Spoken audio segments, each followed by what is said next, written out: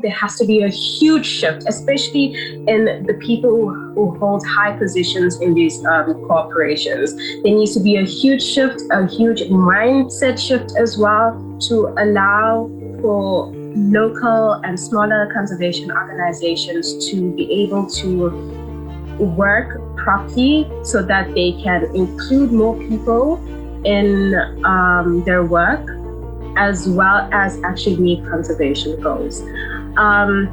But yeah, another solution that I can think of is that us as people locally, we need to support each other more often, because I feel like then it diminishes our dependence on larger corporations. The more local support you get, a lot of times is a good boost to continue doing the work that we're doing without necessarily compromising either the planet or excluding people in the projects that we have. Hello and welcome to Earthcast, a platform for discussions about bridging the resource gap between people and planet. I am your host, Olivia Taylor, or Olivia Earth on the socials. I will be interviewing a series of change makers, thinkers, and disruptors, and asking them about their fields of interest. Together, we will discover fresh perspectives and the most useful levers in society for change. More specifically, we will look at how to solve wicked problems and make decisions at the margin. If you would like to hear more from Earthcast, click subscribe and follow us on social media.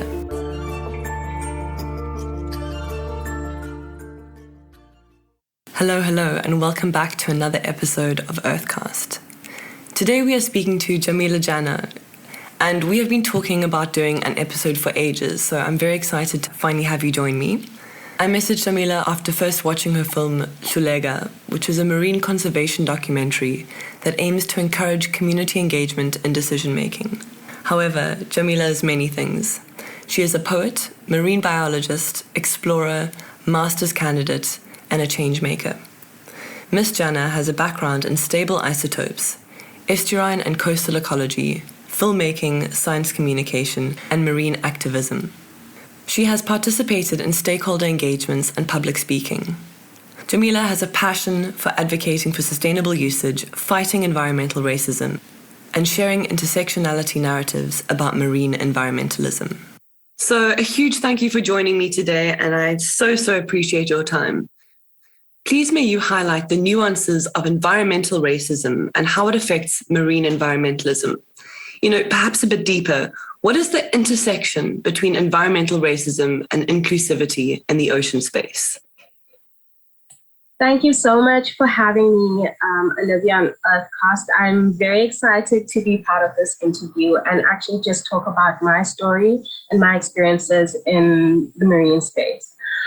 So to answer the first question, environmental racism in a nutshell is basically the rules, regulations, policies that governments and corporations set that actually target certain communities to live in undesirable areas. So close to landfill sites or close to mines. And a lot of times the impacts that these spaces have on the communities are negative. The communities end up having health issues or just bad environmental conditions are born from those environments. And we can see that as land issues relate to people, it's mostly common in areas where there are people of color. And you do not find these issues in white communities. And you can also see this parallel in the ocean space. So South Africa's Group Areas Act in the apartheid era, a lot of communities in coastal areas had marine protected areas built adjacent to the communities, and the communities were excluded. So they had all these customary practices and traditional practices of harvesting and using the ocean resources, and then they were excluded from accessing that ocean at that point, which then resulted in communities not having the best standard of living. And there was more poverty in this community just because there was no proper consultation and these communities were not included in decision making. So there is a huge overlap between environmental racism and inclusivity. We unfortunately, and the reality is, we do live in a white male world. And when it comes to conservation issues, even land and space issues, it is a lot of times because we are trying to fulfill the vision of the founding fathers of conservation and the founding fathers of how land should be used. But we do live in Africa, and it is South Africa. And it is not just a white male country or a continent. We have people of color who need to be included in decision making as well. So when it comes to environmental racism and inclusivity, the intersection between these two is huge, it is big. And the reality is we can do so much more to try and address the gaps in inclusivity in the ocean space. In your current work, what trade-offs are you noticing between people, planet, and profit? And recently, have you heard any compelling solutions to counter these trade-offs? Ooh, the trade-offs between people, planet, and profit they are so evident in the conservation space, especially. There is a hierarchy. And as I said initially, we do live in a white male world. And when it comes to pursuing ventures and projects that are to protect and conserve our planet, that is how we look at things. We look at them from a white male perspective. So there are so many trade-offs. If you think about the funders who fund conservation projects, and you look at who they are and what kind of ventures that they are into, you'll find that those ventures actually are the very ones that compromise the planet. So you have a conservation organization that is all for the planet, is all for conserving and protecting our natural resources, but the money that they get are from people who are actually destroying the planet. And then you find that when it comes to the deliverables and goals that need to be met by organizations in the conservation space who get their funding from bigger corporates, you find that a lot of times the goals do exclude people. So when it comes to profit and planet, sometimes they can work together, but a lot of times people are excluded. And this is very problematic, actually, because we are, as humans, Homo sapiens, we have the biggest impact on the planet, and excluding people from the conversation is detrimental, number one, but also it allows us not to meet our conservation goals. But then on the other hand, you find that when people are included in conservation projects where there is proper consultation, where people are prioritized and their needs are met and included in decision making, then you find that it's very hard to get funders. It's very hard to get the money aspect of it because it doesn't necessarily meet the white male conservation goals that a lot of funders especially outside of South Africa, have. So it is evident, and the more you look at organizations, who their funders are, you kind of also see their goals as well, and why sometimes they might exclude people more, or sometimes why they might include people in their projects. So when it comes to solutions to counter these trade-offs, it's very difficult, in my opinion, because at the end of the day, in South Africa, small conservation organizations cannot get proper funding from our own government. So we rely on outside funders, we rely on international corporates to fund local conservation efforts. And then the question is, are we going to continue having these projects with little funding, because that could actually lead to the projects themselves failing? Or do we get funding from these large corporations who whose goals and vision and deliverables do not necessarily sit well with us, but we need the money because we need to get this conservation work done. So it's more or less something that really needs to happen is we need more Africans, more African countries banding together to try and fund these projects. But then again, it gets difficult because as a continent, we don't have that much money. We don't have that much access to certain things.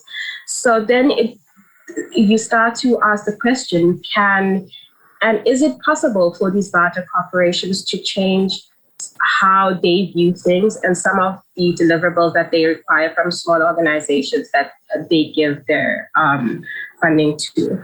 And honestly, I feel like that's not possible right now. There has to be a huge shift, especially in the people who hold high positions in these corporations. There needs to be a huge shift, a huge mindset shift as well to allow for local and smaller conservation organizations to be able to work properly so that they can include more people in their work, as well as actually meet conservation goals. Another solution that I can think of is that us as people locally, we need to support each other more often, because I feel like then it diminishes our dependence on larger corporations. The more local support you get, a lot of times is a good boost to continue doing the work that we're doing without necessarily compromising either the planet or excluding people in the projects that we have. So further, how would you like to see youth participating in this space? You know, is there enough incentive for young people to go into conservation as a broad field? Ooh, this is a very interesting question, and I love it because I would like to see youth participating in this space. I don't necessarily want to see any change because youth are already participating in this space. There are so many youth advocating, working so hard towards pushing the message for ocean conservation, marine protection, and sustainable resource use. And we have such amazing representatives, people who represent South Africa and Africa as a continent in global meetings on how we can protect our oceans.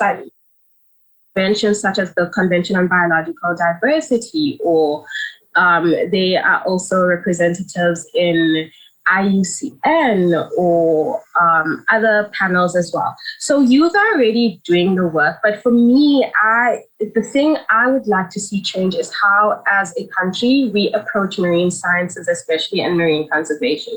So the grievance that I have when I was in my honors and in my undergrad getting my marine biology degree was that we were learning so much about how other countries were progressing in the conservation space, but very little was being taught about how South Africa is progressing. But other than that, very little was being taught about how we have traditional knowledge systems, how there are customary rights that are tied to the ocean, how certain communities use the ocean for spiritual and cultural purposes.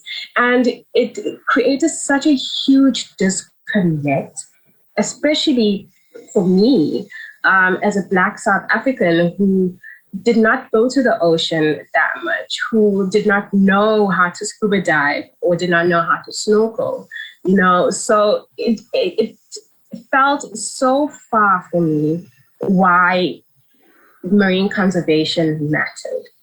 And then when I started learning about marine conservation in South Africa in the form of MPAs, I was in my honors year, and it was probably mid-year in my honors year. And at that point, I was shocked. I remember our lecturer asking us, how many of us know which is the largest MPA in South Africa? And there was only one lady in our class, a class of, I think, 20, that's a lie, it's not 20, of 12 students. Only one could answer that question.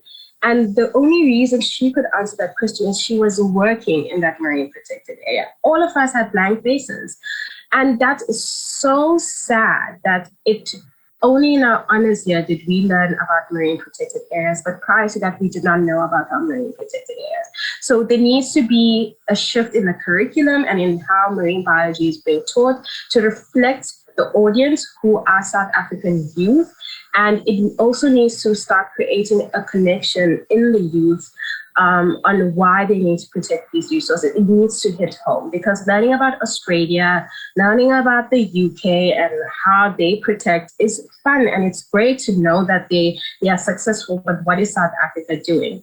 And I feel like that's actually a form of incentive because when you start creating a connection, especially early on, especially in the education system, you can start creating more passion, deep-rooted passion, and you can have youth who are very solution-oriented.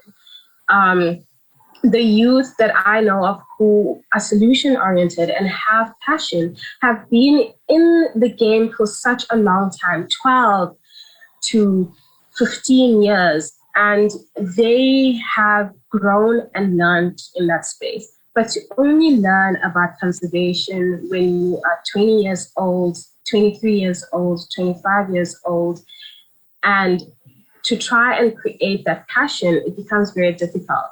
And also knowing how hard it is, especially for people of color in the conservation space, how hard it is to get opportunities, how hard it is to be recognized for the work that you're doing, or even how hard it is to be employed as a full-time staff in organizations that do conservation work. You realize that it's everything works against us. So it becomes a very tiring and exhaustive to put in all that work and have all the passion with so little benefits and returns. So while there are youth participating in the space, and I love that because this is our planet, these are our oceans, and we are going to be inheriting them, and we cannot inherit a dirty, over-exploited, under-resourced oceans. We need to inherit healthy oceans. However, we need to have a greater connection in the work we're doing from early on in our education system, even if it's in high school as well, because I think that creates so much more passion, but also it means that more youth can see a future full of solutions rather than a future full of problems. And and also another major thing is that we just need to have more access for people of color in the ocean space. You know, unfortunately, with the impact apartheid had on many communities, a lot of people of color, a lot of communities with people of color, they're already so far behind. No one has the luxury of taking their children snorkeling or taking their children scuba diving at a young age because they need to put bread on the table. They need to pay rent. So to have these opportunities open for youth as they graduate out of university or as they graduate from high school is a great incentive to have more youth stay in the space, because we have youth in the space, but we need more youth to stay. So would you mind if we get into a topic that I know you're passionate about? Would you mind explaining the harmful effects of mainstream conservation narratives on environmental projects' success? I really love this question because the issue of mainstream conservation narratives on environmental success is so rooted also in environmental racism and inclusivity in the ocean space. So I want to make this example of how, again, we live in a white male-dominated world, and the conservation efforts and the conservation narratives that have been preached globally have been from that mindset, which basically is a mindset that you conserve, you ocean grab, you land grab, and you don't look at people and how they are impacted by those conservation efforts. So mainstream conservation in a nutshell is you have ocean that needs protection, you protect it. You want 30% by 2030, we need to get that.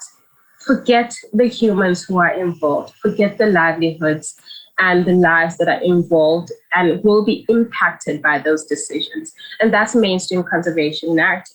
So it is very detrimental and very harmful to have this mindset, especially in a continent such as Africa, and especially in a country such as South Africa. We have many, many communities who directly rely on natural resources on the ocean, on the land, for livelihood purposes. We see, for example, in Mozambique, just recently, they proclaimed 11 locally managed marine areas. And those marine areas are actually managed by the community themselves because the community relies on the ocean, on those mangroves, on those estuaries, and they would like to protect them. But mainstream conservation efforts do not look at it like that. So in that community, if a marine protected area was implemented instead of LMMAAs, the community would have been excluded. And once the community is excluded, then you have issues, as we see in South Africa, of poachers, people going illegally and getting those resources to sustain their livelihoods. Now, how that has an impact on environmental projects is that many of environmental projects all have the same goal, basically, to protect as much as we can so that the next generations can benefit from the environment. And if that is the main goal, we need to have very diverse ways of dealing with conservation. And some goals could be mainstream, where you land grab or ocean grab and protect as much as we can. But other solutions could be that you have more communities involved in conservation. And that is not a mainstream way of doing things. It's not a mainstream narrative, conservation narrative. But we need more of convivial, that's what it's called, convivial conservation, which is basically including more communities having better decision making and better consultation so that we can meet our environmental project goals. And you find that if you do not consult with communities, for example, in South Africa, you decide that you want to open up a conservation project in a community, and that community relies directly on their estuary and their rocky shores to harvest mussels and other resources. You open up your conservation project and you go to the community and then you tell them, hey, we see that you are unsustainably harvesting mussels here and other resources. We don't want you to do this anymore because you are decreasing mussel population. And then in 10 years' time, your kids will not be able to harvest these mussels, and then you're going to go hungry. And the community says, but we've been doing this for years. Who are you to come in and tell us what to do? But somehow you win and you get to enforce these laws. What then happens is, while you are trying to conserve the space using your mainstream conservation narrative, which is protect, forget to exclude the communities, forget to include the communities in the decision-making process, then you have an issue 2 years down the line. There's poaching that starts. The community is hungry. You never consulted them.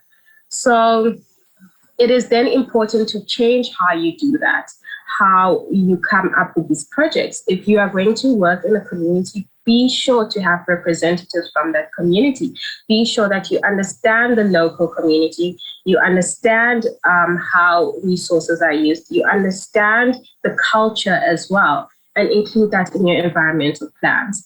And it allows us then to meet more of our conservation and environmental goals and have more successful environmental projects, because we're no more doing things as the Americans are doing it or as the Europeans are doing it, but we're doing it adapted to the community that we are going to be working with.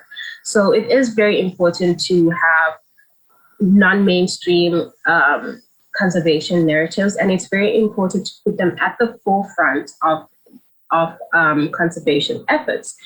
We live in a global world, but in that global world where we're all connected by social media, we can travel less than 2 hours from Durban to Cape Town. That's how connected we all are.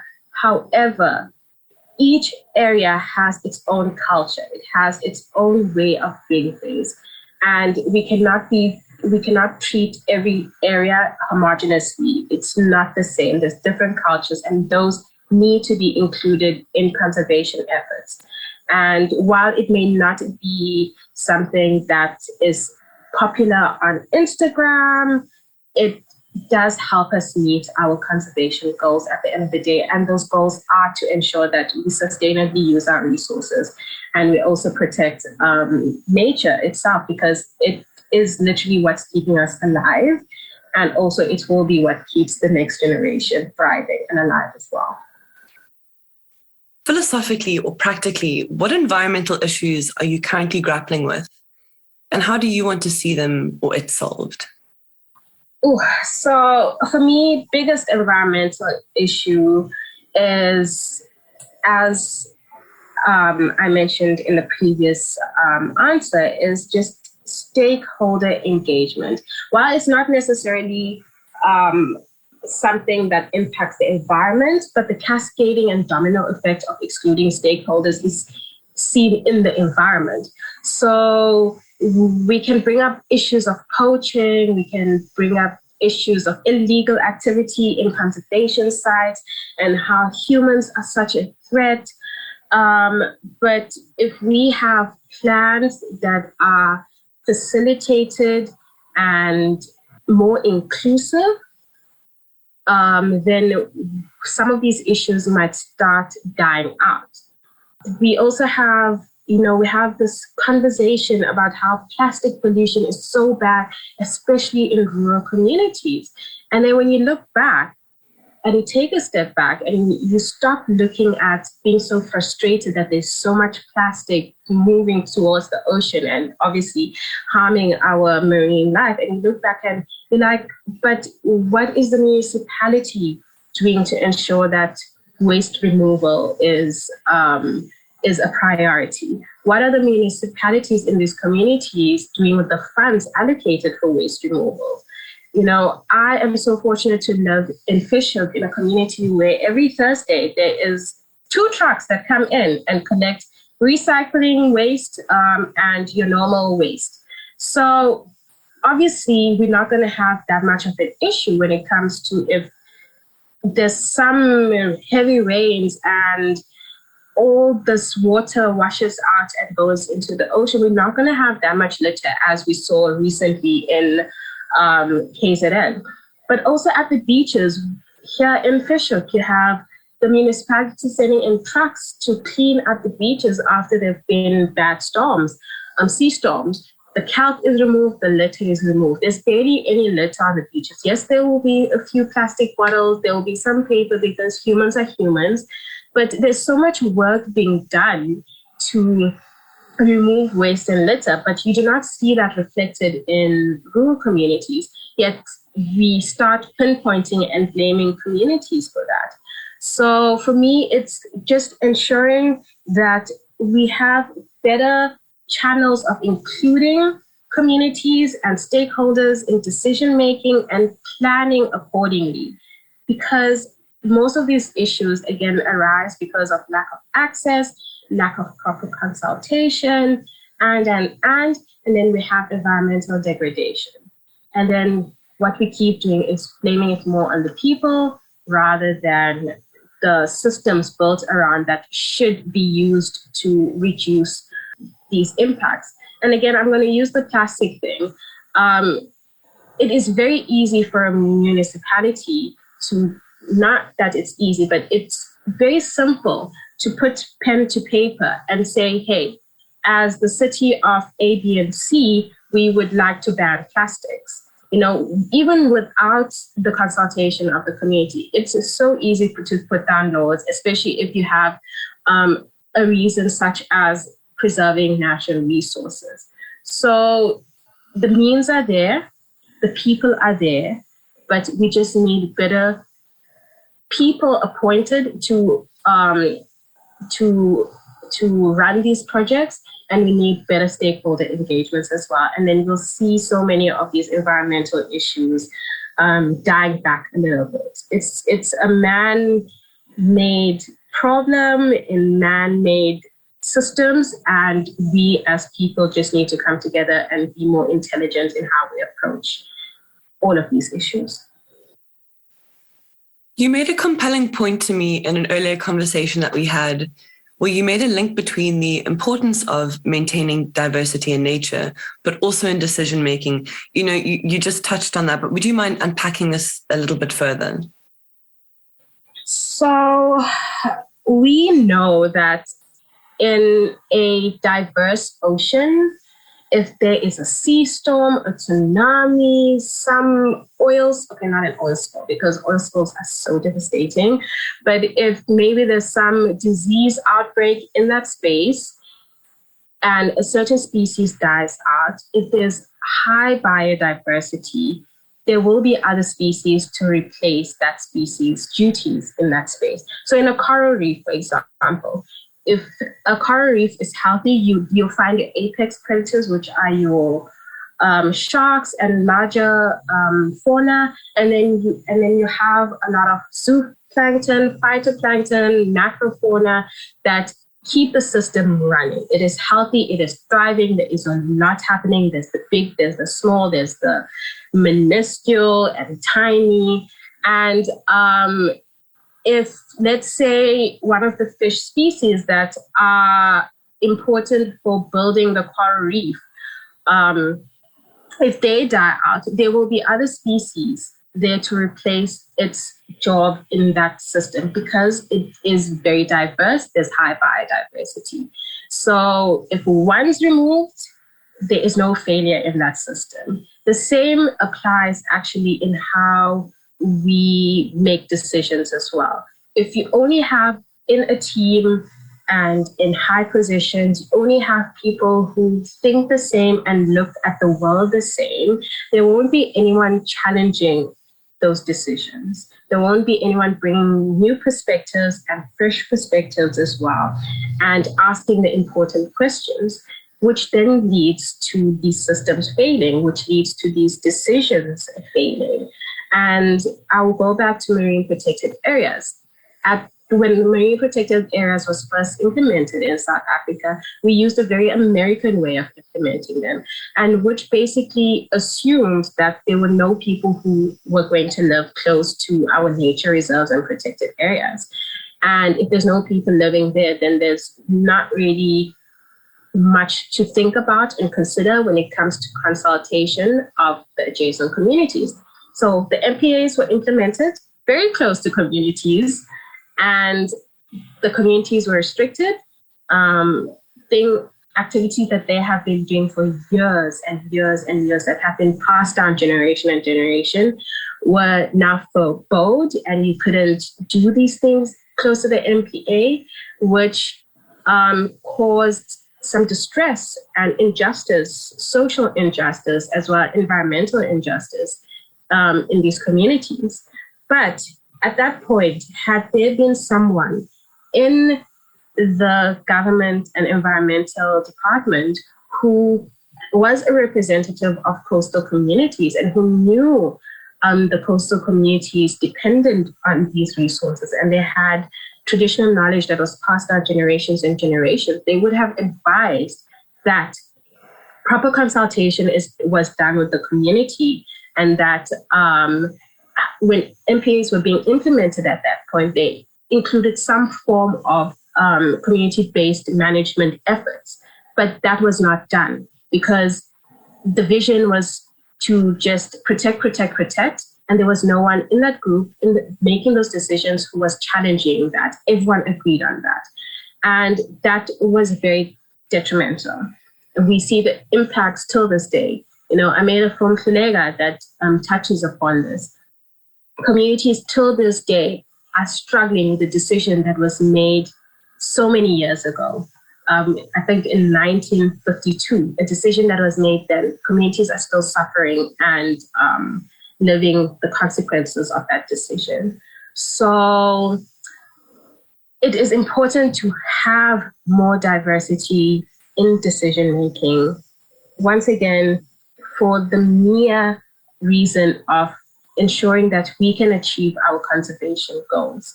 We cannot be putting so much effort, so much fun, so much labor into protecting natural resources, but fail to meet those goals because we lack diversity in the people and the groups of people that are making those decisions. It is great now to see in this time and age that it's inclusivity and diversity is being considered as an important component, especially in decision making. But it just cannot be. It cannot be ticking a box. Fine, diversity, inclusivity, it's popular now, it's a hot topic, let's tick this box. We're a progressive organization, we need to save face. That should not be how we approach things. There are so many learned, intelligent individuals who have so much knowledge and so much to share. And it's not a competition. In this space, it's really not a competition because we're all, once again, the goal is conservation, ocean conservation, nature conservation. There is no competition in that. It's a goal that needs to be met, and we need to do what's best to ensure that we reach it. And diversity, inclusivity in decision-making is an important component of reaching those goals. Anyone listening that wants to go and do a little bit more research about Jamila's work, I highly recommend watching Suleka. You can find it on YouTube on the new site, NEWF. But unfortunately, we have to start wrapping up and finishing our discussion. But just to say, if you would like to follow more of Jamila's work, you can find her on Instagram as Xhosa Wanderer, and that's XHOSA Wanderer, WANDERER. So, last question. Given your expertise, what question should I have asked you? I really enjoyed the questions that you asked me, Olivia. They were well researched and they actually touched upon the work that I am doing and the activism that I have been doing, but also the things that I have learned in the field that I am in now.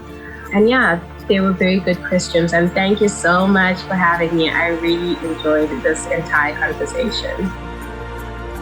Thank you for joining us today. If you enjoyed what you heard, please subscribe and leave a review. Let's chat next episode where I will be asking more creatives and intellectual disruptors about making decisions at the margin. See you next time.